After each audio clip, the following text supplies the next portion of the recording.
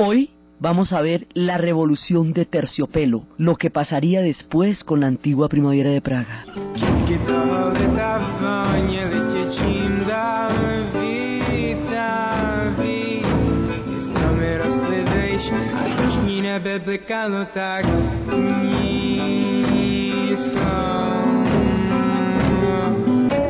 La vez pasada estábamos viendo lo increíble, cómo se había derrumbado ante nuestros ojos el muro de Berlín. Habíamos visto cómo los acontecimientos habían tomado un rumbo imparable y en un momento dado habían terminado con la Guerra Fría, como empezando por Hungría. Una vez que la Unión Soviética hubiera declarado el fin de la carrera armamentista y hubiera declarado que los pueblos bálticos, hubiera declarado que los pueblos de Europa del Este tenían derecho a asumir en sus manos su propio destino, los húngaros lo intentaron. Y cuando los húngaros triunfaron y rápidamente pudieron resolver sus problemas históricos, los alemanes se fueron para Hungría, de Hungría pasaron a la otra Alemania en un ritmo tal que, como habíamos visto, fue incontenible hasta llegar a la caída del muro de Berlín. Las alambradas habían caído que separaban a Austria de Hungría. Polonia, que fue aquella que había empezado todo el proceso en 1981 con el Sindicato de Solidaridad y con la presencia del Papa eslavo, del Papa polaco, de Karol Wojtyła en tierra polaca. Con eso nomás, su sola presencia había generado toda la oposición dentro de las iglesias católicas, que se convirtieron, digamos, en lugares clandestinos donde se cocinó el fin del comunismo en Polonia. Entonces, habíamos visto cómo los polacos, a la voz de lo que estaba pasando, ellos primero fueron reprimidos brutalmente en el 81, en tiempos todavía de Brezhnev, por Jaruzelski, pero cuando empieza la era de las reformas, cuando empieza toda esta oleada, entonces inmediatamente los polacos retoman las banderas, vuelven de nuevo a la lucha, vuelven de nuevo a las movilizaciones. Solidaridad vuelve a las calles, habiendo sido ilegalizada después de 15 meses de haber podido desplegar una nueva posibilidad para Polonia, y ahora de nuevo podían salir a las calles, podían protestar, llamaron a elecciones. Ellos decían que los polacos eran como una isla herética en medio de toda el bloque soviético. Entonces pues ellos evidentemente salieron inmediatamente a las calles, llamaron a elecciones, perdió el Partido Comunista, sube Solidaridad, y en ese momento, por primera vez, algo le sale bien a los polacos, que todo les había salido tan catastrófico. Los polacos que habían sido repartidos durante el pacto de no agresión entre Stalin y Hitler, los polacos que habían sido invadidos, motivo por el cual empezó la Segunda Guerra Mundial, los polacos que habían sido luego entregados en las conferencias de Yalta y Potsdam a Stalin, los polacos que habían sido también masacrados en el 53, en el 51, cuando Gomulka intentó las reformas, los polacos que habían creado lo de Solidaridad, 15 meses de un tiempo posible, y luego otra vez el contragolpe que les había hecho Jaruzelski. Esta vez sonó el tiempo para Polonia, y esta vez, en lo que llamaremos la revolución de Terciopelo, después les cuento por qué se llamará la revolución de Terciopelo y por quiénes. Esta vez, cuando los polacos salen a las calles y llaman a elecciones, es la primera vez a la hora del té que Polonia va a ser capaz de decidir su propio destino. Desde, vete tú a saber cuándo, porque 150 años duraron disueltos como Estado Nacional en tiempos de Catalina la Grande, cuando entre Austria, Prusia y Rusia se los repartieron. Después de la Primera Guerra Mundial, los polacos existieron como país, pero fue breve su destino, porque como habíamos visto, se los repartieron en 1938 en el pacto de no agresión entre Stalin y Hitler, y de ahí en adelante, desde el pacto de no agresión hasta estos días del 89, los polacos han estado en manos de alguien, primero de los nazis y luego de los soviéticos, de tal manera que ellos no van a poder decidir nada sino hasta la revolución de Terciopelo, la llamada revolución de los valores. Entonces, esta es la hora en que suenan las campanas y suena el momento de la historia para que Polonia tenga en sus propias manos su destino. O sea, que Polonia viene a nacer como una nación libre en 1989. Se le fue el siglo XX. entre reparticiones y traiciones después de que el siglo XVIII y XIX la había repartido entre tres imperios. Es una historia muy dura la de los polacos, pero les llegó el día y desarrollaron su proyecto y pudieron escoger qué era lo que querían y pudieron ir a elecciones y era una novedad que a los polacos no los aplastaran, era una novedad que aceptaran su hecho herético, como ellos mismos lo decían, teniendo en cuenta que los polacos siempre se opusieron a la Unión Soviética, nunca quisieron formar parte del bloque soviético, pero no tuvieron ninguna alternativa. Hubo otros pueblos que de una u otra manera llegaron a creer mucho más en el bloque soviético, pero los polacos nunca. Y por eso es que los polacos van a ser por donde va a empezar toda la revolución, casi una década antes, en el 81, unos años antes, y ahora ya no es sino montarse en el tren, o sea, ya no hay que hacerlo arrancar como tocaba hacerlo en el 81 y mirar a ver qué era lo que le fuera a pasar a usted haciendo eso, sino ya arrancó el tren, usted se monta en el tren donde están los demás, usted ya sabe para dónde va, ya la cosa está lista y ensayada, solo que ahora por primera vez funciona, y es la primera vez que mencionamos a Polonia en estos programas y que le sale bonito y que tiene final feliz, porque normalmente siempre que mencionamos a los polacos cosas terribles les están sucediendo. Entonces así Polonia se vincula a la llamada Revolución de Terciopelo.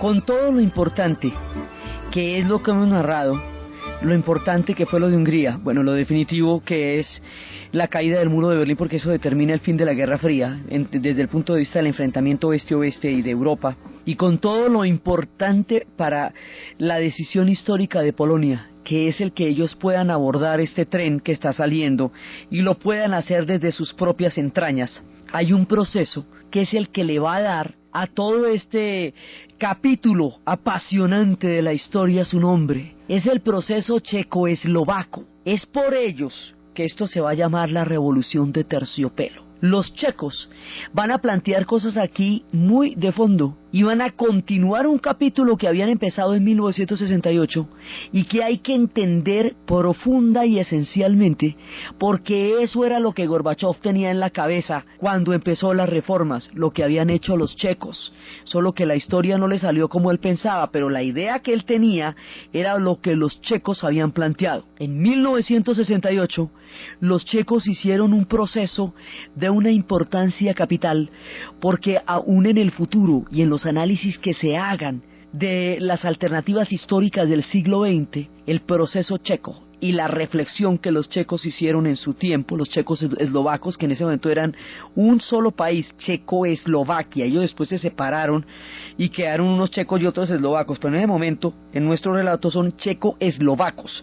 Los mapas irán a cambiar dramáticamente en estos años. Entonces resulta que los checo-eslovacos habían sido anexados al bloque soviético, como todos los demás países de la cortina de hierro, con el sistema de partidos únicos que reemplazaban a los partidos de gobierno y con la estructura central planificada que hemos visto a lo largo de los relatos. Los checos pensaron en su momento, los checoslovacos, bueno, supongamos que en un momento dado las condiciones históricas eran muy bravas, el enfrentamiento era muy directo en ese momento, eran tiempos difíciles. En 1948 Stalin pasó por encima de todas las repúblicas de Europa del Este y las convirtió en este bloque histórico del cual hemos venido hablando. Bien, para 1967 los checoslovacos han reflexionado.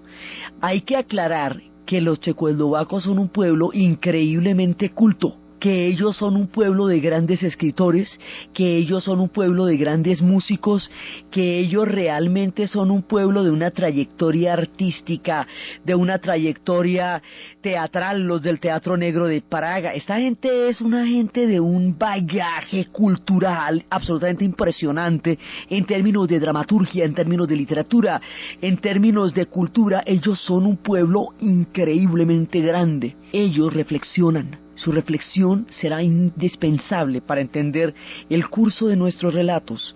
Ellos reflexionan en 1967 y dicen, bueno, Ya estamos grandecitos los checoslovacos, ya han pasado algunos años desde que se acabó la Segunda Guerra Mundial.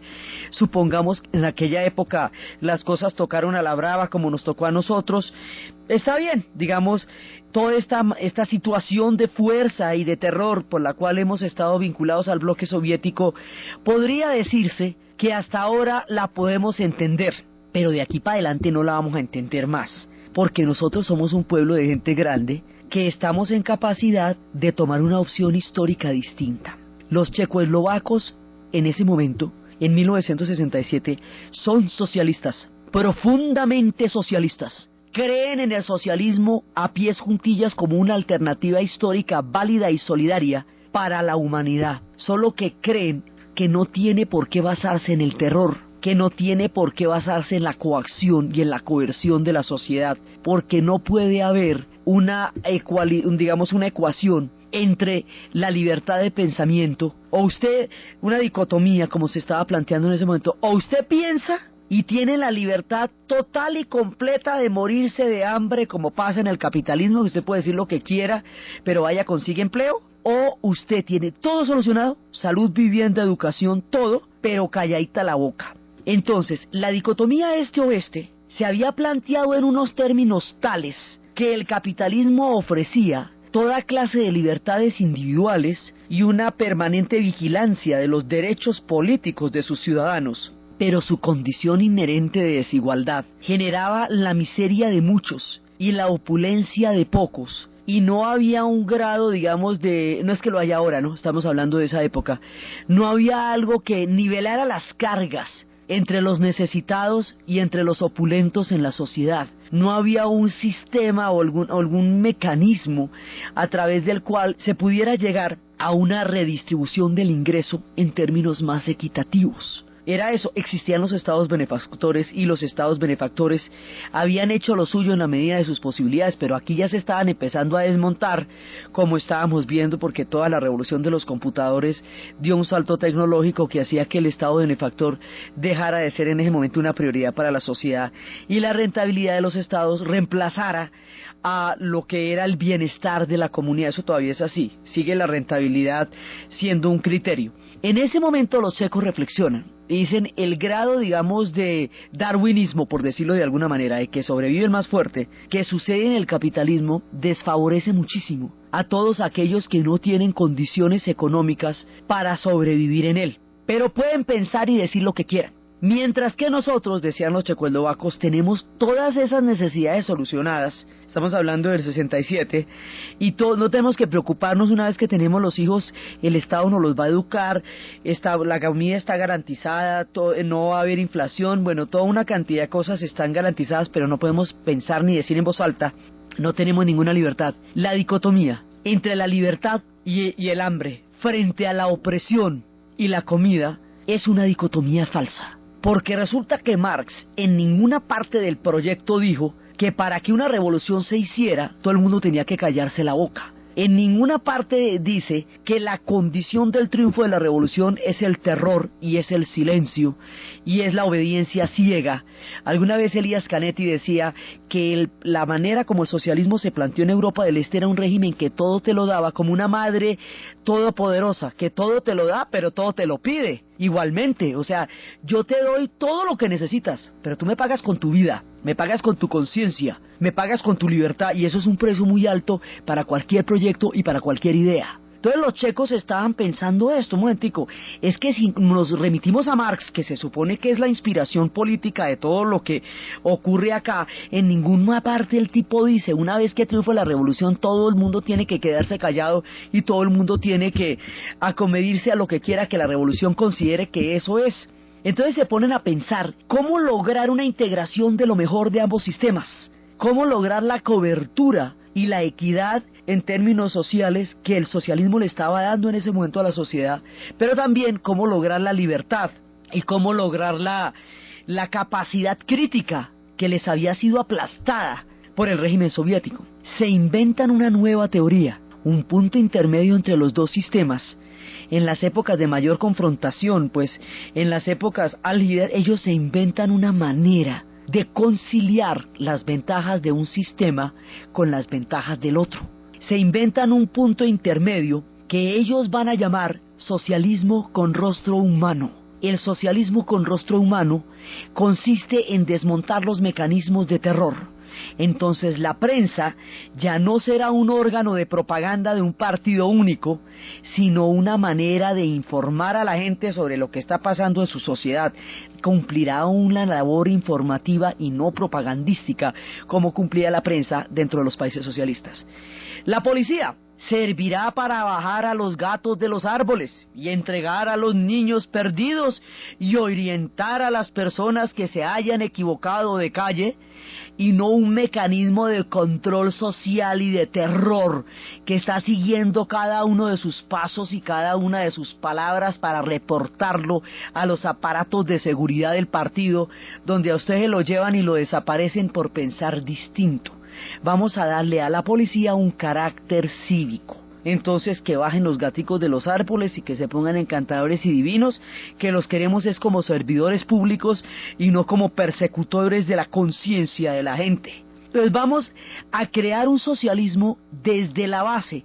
El socialismo que hemos recibido nos fue impuesto desde arriba, es un socialismo de Estado por Stalin durante toda la época de la cortina de hierro, bueno, pero ahora estamos maduros. El experimento checo es basado en la madurez del pueblo checoslovaco, que es capaz de reflexionar y llegar a una formulación de su propia historia. Entonces dice, ya somos un pueblo lo suficientemente maduro para plantearnos frente al socialismo desde una opción propia. Por eso lo llaman socialismo con rostro humano. Entonces, en un régimen de partido único, pues usted no tiene oposición, ¿verdad? Entonces toca que fracciones de ese partido son las que lideren una nueva tendencia dentro del partido único, porque no hay más. Y como no hay políticos opositores, porque eso no lo permite el sistema como estaba diseñado, pues entonces aquellos que sean opositores van a ser los dramaturgos, van a ser los teatreros, van a ser los escritores, van a ser los intelectuales, que van a cumplir este papel de opositores al régimen y de conciencia y de pensamiento sobre el régimen. Estos van a ser en conjunto los que la historia conocerá como los hombres de la primavera. El proyecto va a ser dirigido por un hombre que se llama Alexander Dubček. El proyecto económico, que significa abrir las fronteras para poder entrar a comerciar con otros países sin que intervieran en sus asuntos internos, pero poder comerciar con otros países, se llamaba Otashek, el del proyecto económico. Entonces la idea era no salirse del Pacto de Varsovia. Virgen Santísima, faltaba más. ¿No ve que cuando los húngaros lo intentaron eso les fue terrible? No, estamos dentro del Pacto de Varsovia, dentro del bloque soviético, o sea, no cuestionamos la geopolítica del asunto, porque eso es muy delicado y finalmente no es nuestro tema. Este es un problema checo, problema entre checoslovacos que vamos a resolver nosotros y que no tenemos por qué andarle contando al mundo, eso ni de chisme va. Entonces es su revolución. Esta fracción que está pensando de esta manera va a llegar al poder en el 67, digamos, va a empezar un experimento que va a durar un año. Ese experimento empieza a entregar el socialismo a los checoslovacos, porque si el socialismo es del pueblo, que el pueblo sea el que lo haga. Entonces empezaron a salir brigadas voluntarias que trabajaban los fines de semana para poder arreglar sus calles que estaban deterioradas, para que su bellísima Praga se viera tan resplandeciente como siempre ha sido esa hermosa ciudad. Entonces ellos empezaron a arreglar su ciudad porque la querían ver bonita. Empezaron a crear comités de base. Estos comités de base empezaron a tomar en sus manos decisiones locales y comunitarias para nutrir el socialismo de un contenido propio que emanara de la misma entraña del pueblo checoslovaco y no de las órdenes dictadas desde Moscú. O sea, era un experimento autonómico, pero fundamentalmente socialista. Y el hecho de que este experimento es de socialistas, para la reforma del socialismo, para que funcione el sistema, es fundamental en nuestro entendimiento del problema, porque ese es el cuarto de hora. Más adelante, cuando ya estemos en el momento de nuestro relato, ya no serán días de reforma, serán días de ruptura. Ya no va a haber nada que negociar. Lo que había que negociar y pensar era en el 68 y en el 67. Esa oportunidad se perdió y a la postre quien más va a lamentar haber perdido esa oportunidad con su propia carne va a ser la misma Unión Soviética.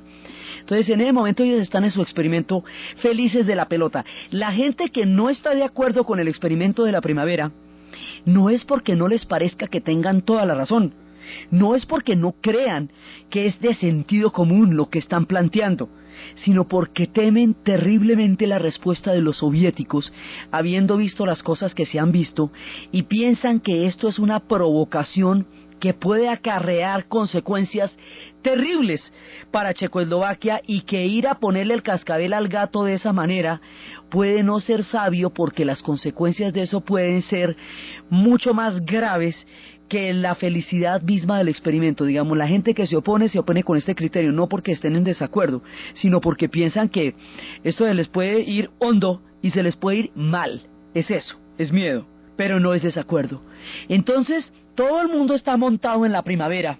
Los checoslovacos tienen un espíritu, además, muy cívico. Son un pueblo capaz de grandes transformaciones políticas a partir de procesos de reflexión y de procesos de madurez. Son un pueblo de una entereza particular. Entonces ellos están contentísimos en su primavera, felices, pintando las calles, bonitos, consejos obreros, chévere. Eso está funcionando lo más bonito. No le han contado tampoco a nadie, ¿no? No era como para hacer escándalo, pues, bajo perfil, ¿no? Bajo perfil, y no salirse uno del Pacto de Varsovia, nada que pueda alborotar el parche, pues, porque eso sería muy terrible, ni calentar el parche, ni nada de eso. Sobre todo porque con la cosa de los húngaros, muy, muy reciente todavía en la memoria de los checoslovacos, mejor uno dejar las cosas así, bajita de punto, de tono. Cuando llevan un año y están completamente contentos, en ese momento empieza lo que muchos temían inevitable. Las tropas del Pacto de Varsovia empiezan a movilizarse en dirección a Praga. Y es un oficial húngaro, óyase bien, húngaro, quien hace una llamada anónima a los checoslovacos y les dice: las tropas del Pacto de Varsovia, compadres, van para allá. Y ellos saben que ahí ya no hay nada que hacer. Y saben que no se pueden inmolar, porque los húngaros se inmolaron. Los tanques les pasaron por encima igual. Saben que no pueden hacer absolutamente nada. Entonces empiezan a liderar una resistencia poética, porque es la única que les queda. Empiezan a poner letreros: Moscú, 1200 kilómetros de Praga, Moscú, 1200 kilómetros de Praga. Empiezan a poner grafitis: Lenin despierta, todos se han vuelto locos. Empiezan a desviar todas las señales de tránsito para que los tanques no se puedan orientar una vez que entren en la ciudad. Y se ponen una cita en la plaza de San Wenceslao, y en el momento en que suene el himno nacional de Checoslovaquia, ya todo habrá terminado, dice Alexander Dubček. Y se van todos para la plaza, y cuando están todos reunidos en la plaza, y cuando suenan el himno nacional, Jan Polak, un estudiante que estaba en ese momento en la plaza, se prende gasolina y se quema vivo, como una inmolación de dolor contra lo que está pasando en ese momento en Checoslovaquia. Es uno de los momentos más dramáticos del año 68, que habíamos dicho la vez pasada, que era el otro año tan cargado de historia como el 89. Entonces Jan Polak se quema, y más adelante llevar flores a la tumba de Jan Polak en la plaza se convierte en la manera de expresar el dolor de un pueblo que va a sufrir lo que los checoslovacos sufrirán.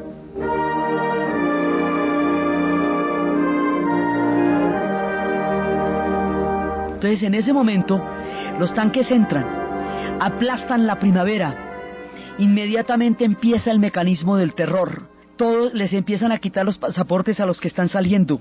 La gente que sale no puede volver a entrar, y los que están adentro quedan encerrados. Las tropas empiezan a rodearlos, los tanques empiezan a invadirlos. Los tanques durarán ahí desde 1968 hasta 1989. Van a estar los tanques soviéticos parqueados en Checoslovaquia, aplastando, como decían alguna vez, como una rueda de acero a una mariposa, el experimento de la primavera de Praga, sin saber si de alguna manera eso hubiera podido enseñarles en un momento algo que después les acarrearía la total desintegración.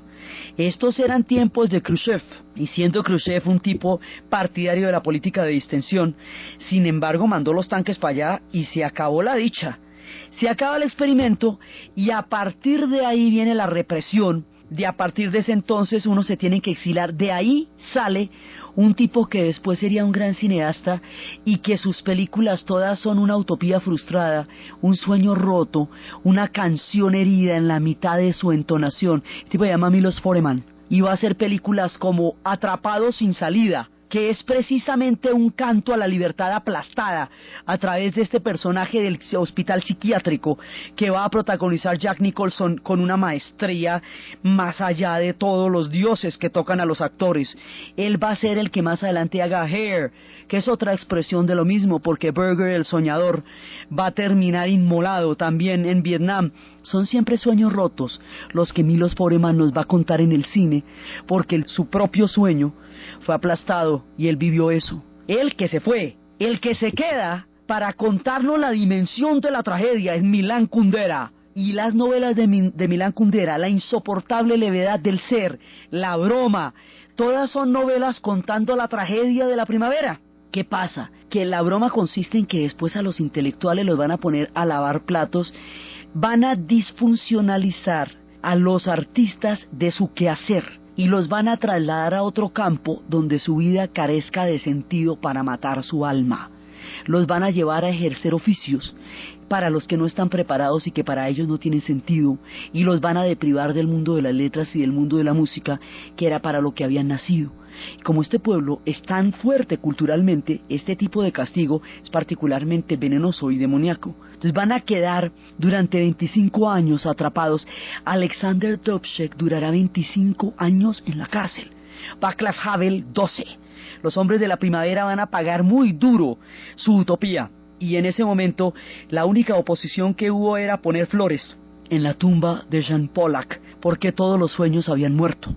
Ahí no se pudieron hacer las reformas, pero es que ese era el cuarto de hora, era el tiempo y el lugar, cuando se podía pensar en una reflexión sobre cómo remover del modelo soviético el esquema de terror, que más adelante, cuando ya estemos en casa, es decir, en la Unión Soviética, se verá cuál era el soporte político e ideológico del terror y cómo eso lo va a señalar George Orwell en 1984. Eso lo veremos en su momento, porque es la base de cómo se mantenían estos regímenes.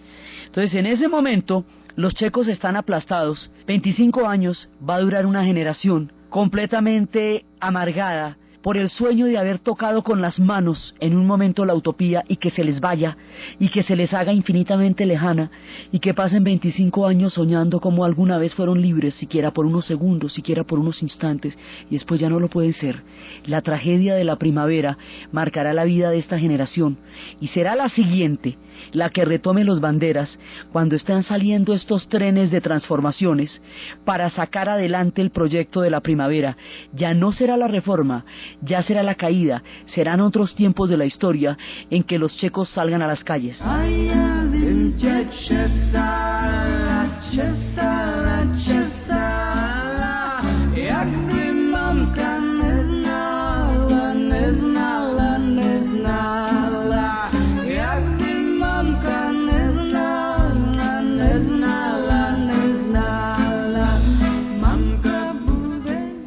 Una generación después empiezan los movimientos, Foro Cívico empieza a formarse como una organización, y cuando empieza el experimento de todo lo que está pasando en la Europa oriental, y después de haber visto a los húngaros, cuando está pasando lo de los alemanes que fueron en las embajadas checas, ¿se acuerda?, donde pidieron asilo para pasar al otro lado y todo eso, ellos se suman a lo que está pasando. La manera como se transmitió la información de un lado a otro en aquel entonces, evidentemente no puede ser por los periódicos, no se les ocurrirá a ustedes eso, fue por las parabólicas.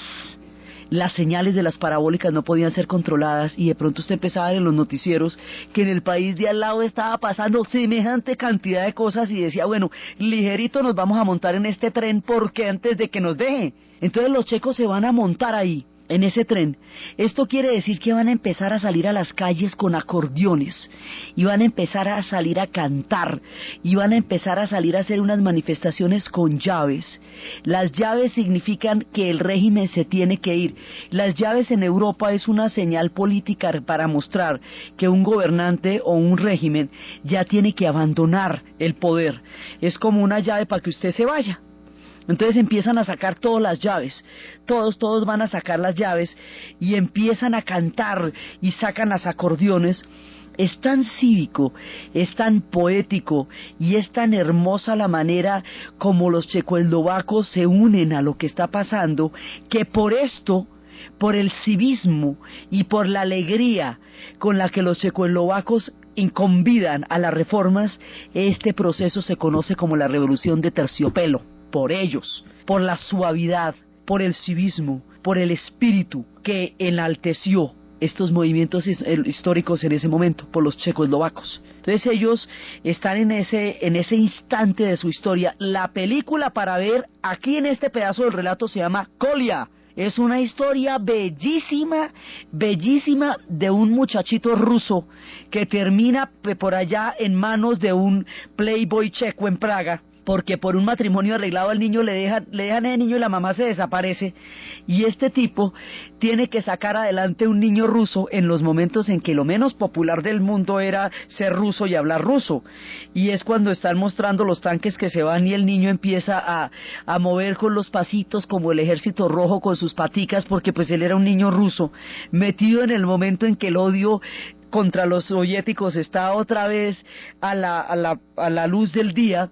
Es una película preciosa, llena de ternura y comprensión en los momentos en que se está abriendo de nuevo el sol de la historia para los checoslovacos. Entonces empiezan con las llaves, y cuando empiezan con las llaves, ahí hay que pensar una cosa muy seriamente.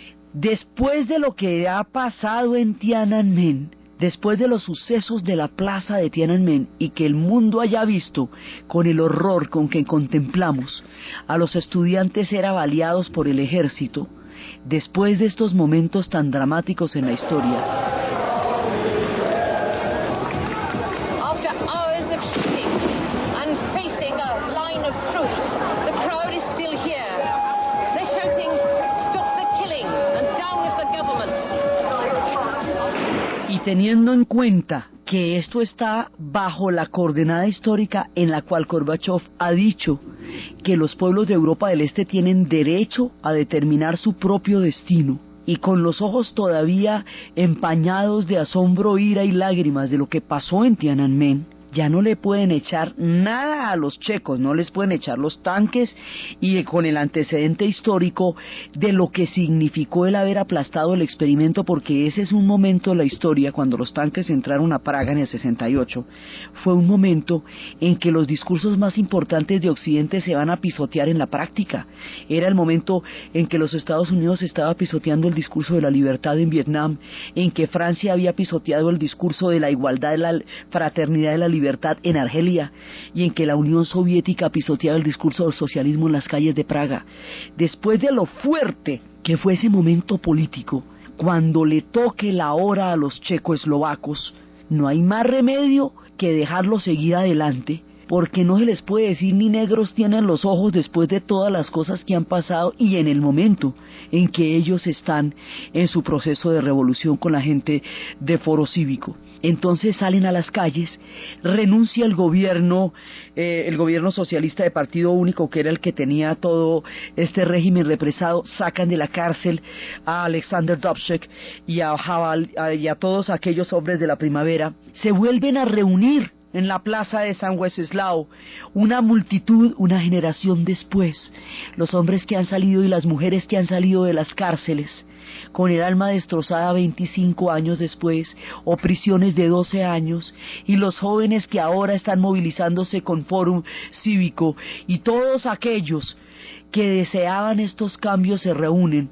Alexander Dubček se para en el balcón donde se había dirigido a su pueblo 25 años antes y les dice: esta mañana Gorbachov ha dicho por la radio que la perestroika es el socialismo con rostro humano. Entonces los checoslovacos dicen: chévere, me parece muy bien. 25 años después se la vienen a pillar que por ahí era, y a nosotros nos dañaron la vida de una generación, pero bueno, por lo menos lo reconocen. La perestroika es el socialismo con rostro humano. Es este proceso político que los checoslovacos desarrollan en el 68 lo que tiene en la cabeza Gorbachov. Es decir, Gorbachov está absolutamente convencido que si él lleva al socialismo a las reformas de la manera en que los checos lo intentaron, y que si lleva la transparencia del Glasnost, el socialismo se puede salvar como proyecto histórico. Los países de la Europa del Este seguirían vinculados por una gratitud a la Unión Soviética, gratitud que los soviéticos pensaban que los países socialistas les tenían, pero que en realidad los países socialistas pensaban de otra manera por las condiciones de terror en que este bloque se conformó. Él pensaba, tenía una idea muy distinta en la cabeza.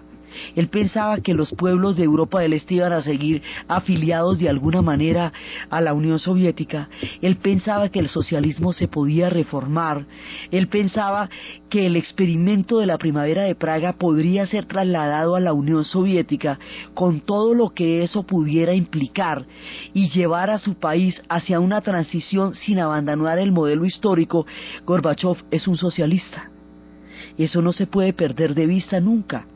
Y él estaba pensando que esto mismo que estamos contando se pueda trasladar al escenario soviético y pueda funcionar, teniendo en cuenta que a ellos no los aplastaría nadie porque pues ellos están en la tapa de la olla. Eso era lo que él estaba pensando, era la voz de Dubček, la que él tenía en la cabeza, eran los proyectos de Otašík los que tenía en la cabeza. La inspiración de la perestroika es el proceso checoslovaco y por eso es que salen de las cárceles, se pueden encontrar de nuevo en la plaza de San Wenceslao, donde regocijado estaría en ese momento el espíritu de Jan Polak, entre todos ellos, viendo que una generación después llegó el tiempo de los checoslovacos, y entenderían que la historia tiene unos tiempos. El tiempo de las reformas era ese, era el tiempo de Alexander Dubček, este ya es otro, y Gorbachov entenderá la diferencia entre los tiempos de la primavera y el tiempo en que él está haciendo las reformas de la perestroika con un costo altísimo para su propia vida y con un costo impredecible para la Unión Soviética misma como proyecto. Pero es muy importante entender este modelo político porque este era el esquema sobre el cual se hizo la idea de la perestroika y del Glasnost, de la democratización y la transparencia y de la apertura económica. Entonces los checos hacen lo suyo, Havel sube al poder, Václav Havel, el dramaturgo, el teatrero, sube al poder. Una vez le preguntaban que él qué opinaba de la Unión Soviética y él decía una frase que nos puede dar como el estilito del ánimo de lo que estaba pasando: más vale una Rusia enferma que una Unión Soviética saludable. Decía él en tiempos en que la Unión Soviética ya entraría en su proceso de desintegración. Digamos, hay muchos sentimientos ahí encontrados. A él le preguntaban si él era socialista. Dice, pues yo he sido socialista toda mi vida, pero el régimen abusó de tal manera de esa palabra que la vació de contenido. Yo a la final ya no sé qué yo soy. Entonces empieza Checoslovaquia su rumbo. Más adelante van a convenir de una manera muy amigable con los eslovacos, que van a formar dos naciones, pero no hay problema. Entonces se ponen a poner unas rejitas y unas banderitas y unos ladrillitos en la mitad de los dos países y dicen, ahora en adelante nosotros vamos a ser checos y ustedes van a ser eslovacos, y nos seguimos saludando y seguimos tan amigos. Y ahí no hay ningún problema. No pasaría lo mismo con Yugoslavia. Cuando intenten separarse, se atomizarían en una guerra fratricida y mortal.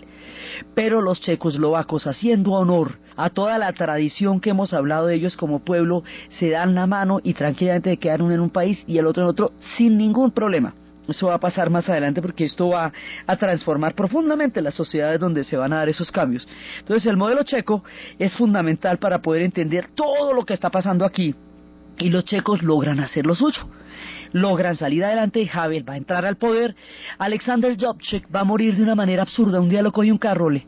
Después de todo lo que pasó, 25 años en la cárcel, todo, el viejito va por ahí caminando y un carro lo coge y lo mata. De la manera más gratuita.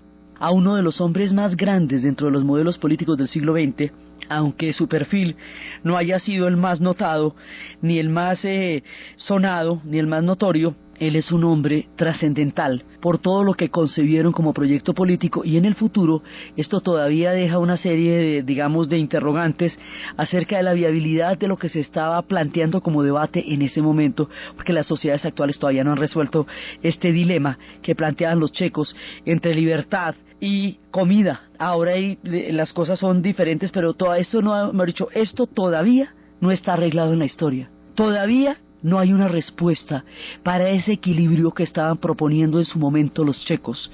Las sociedades modernas no han encontrado un punto medio donde la libertad y la satisfacción de las necesidades básicas de la mayoría de las poblaciones del planeta Tierra sean posibles simultáneamente, que era lo que querían los checos en una integración de los dos sistemas que habían desgarrado la historia del siglo XX en el enfrentamiento de este a oeste.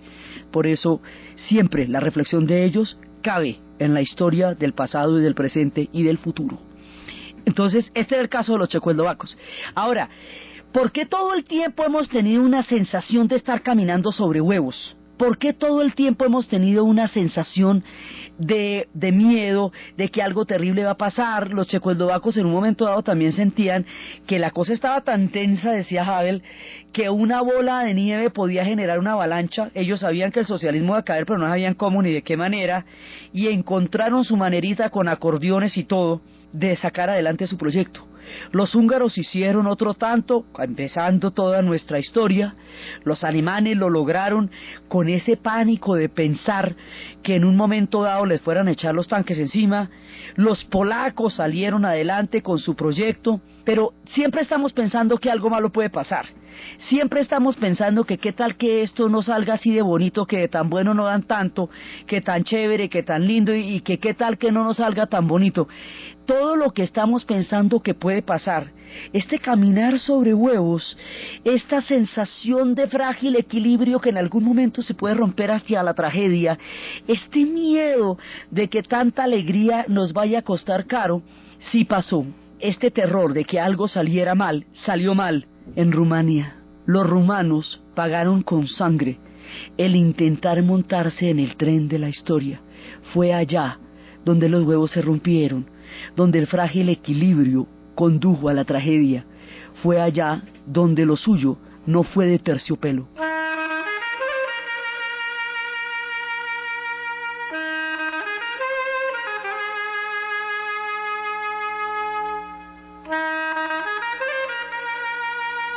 En la ciudad de Timisoara se reunió una multitud enardecida y empezó a gritarle a Ceausescu, el dirigente comunista de Rumania, que llevaba una eternidad en el poder y que se había opuesto a todas las reformas. Habíamos hablado cómo Gorbachov habló con él y no logró obtener nada, como él y Honecker eran los únicos dos que no tenían ninguna disponibilidad para entender el rumbo de los cambios. Y estos que se creían dueños del país, Elena y Ceausescu, ellos que creían que definitivamente el socialismo y Rumania les pertenecían a la vez y que eran absolutamente renuentes a cualquier tipo de cambio, se enfrentan a una multitud que, congregada en las calles de Timisoara, empieza a gritarle: Drácula, tu tiempo terminó. Drácula, tu tiempo terminó. Y empiezan a gritarle enardecidos que se vaya, que ya no lo quieren ahí. Y en el momento en que le están gritando a Drácula que se vaya de Rumania, donde queda Transilvania, sí, en ese momento les van a echar encima a los soldados y van a matar 73 personas en Timisoara. El asesinato de la gente de Timisoara va a hacer que la manifestación en Bucarest, en la capital, sea mucho más grande y empiecen a preguntar ¿qué pasó en Timisoara? ¿Qué pasó en Timisoara? Y entonces, ¿quiere ver qué pasó en Timisoara? Bueno, pues lo mismo, y arrancan a dispararles. Y digamos, hay un momento en que esto se va a poner terrible. Ceausescu hace una locución presidencial agradeciéndole a la población que salga a la calle a vitorearlo y apoyarlo, en un acto de cinismo demencial del que después hablaremos cuando estemos contando las historias de Orwell, de cómo se manejan mensajes completamente equívocos de una manera deliberada, como un cinismo oficial para mantener políticamente a la gente alineada.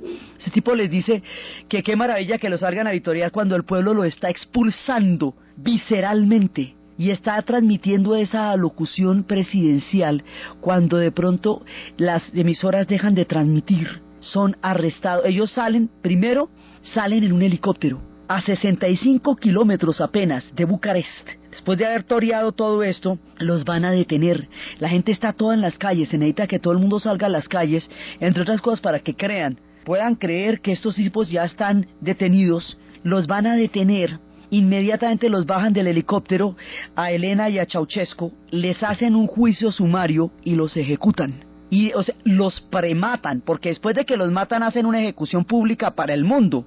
Pero los franceses se tomaron la minuciosa labor de desbaratar fotograma por fotograma el video que el mundo conoció y se dieron cuenta que estos tipos ya estaban muertos antes, o sea, estaban prematados. Entonces los cogen, les pegan un tiro rápidamente y luego sí los amarran y los ejecutan con ceremonia, como el resultado de un juicio sumario por genocidio contra el pueblo rumano, y sus cadáveres, cayendo bajo las balas, van a recorrer el mundo entero en los noticieros con una imagen dantesca del fin de un tirano que su propio pueblo ha llevado a la muerte después de que había hecho horrores. Horrores es que a esta gente la habían maltratado muchísimo. Los rumanos tuvieron jornadas de racionamiento de 6 y 7 horas porque tenían deudas económicas muy grandes. Cada uno de estos sistemas va a enfrentar problemas económicos muy duros, que es lo que va a llevar también a que todas estas revoluciones se hagan. Cuando eso pasaba, cuando toda Rumania estaba en un racionamiento feroz de luz, durante tantas horas en el día, Ceausescu y Elena tenían un palacio de 1000 habitaciones que mantenía iluminado mientras todo el país estaba en racionamiento.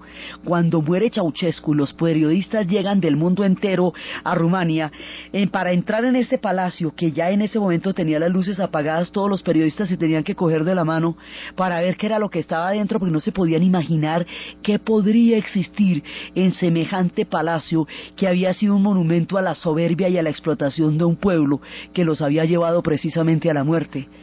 Cuando había situaciones de extrema pobreza, Ceausescu les ponía unas paredes, unos muros, para que no se viera la pobreza, porque eso sí quedaba muy mal visto. Entonces, extrema pobreza. Después van a descubrir estos niños en los orfanatos, en las condiciones más degradantes y más terribles. Después van a ver los problemas ecológicos tan absolutamente aterradores.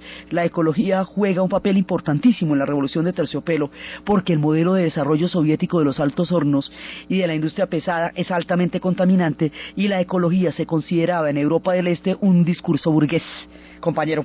Entonces, por eso la ecología va a ser bravísima. Hay un sitio que se llamaba Kopsamica, donde la gente se bañaba 6 veces al día en Rumania, y todos mantenían tiznados de un hollín en el aire que teñía toda la población por la cantidad densa de humo que emanaba de las fábricas. El aspecto de la ecología va a ser fundamental. Entonces se descubren todos los horrores que estaban pasando en Rumania, y ahí un poco se rompe el encanto, porque el proceso rumano fue sumamente violento y fue terrible, porque además después las diferentes fracciones se agarraron entre sí, hubo un vacío de poder, después Ilescu, y Rumania tendrá un camino muy duro para salir, ejercer las transformaciones, adaptarse a la nueva economía, hasta ahorita estar peleándose el acceso a la Unión Europea. Largo camino correría por Rumania, un pueblo muy torturado también, que ha tenido muchos líos en la historia y que en ese momento estaba haciendo lo suyo, pero a ellos sí les tocó la sangre. Aquí lo que temían sí pasó. Con todo y todo lo lograron, pero fue muy duro. No eran acordeones de las calles checas, no eran alicates de las calles húngaras, no eran cinceles del muro de Berlín.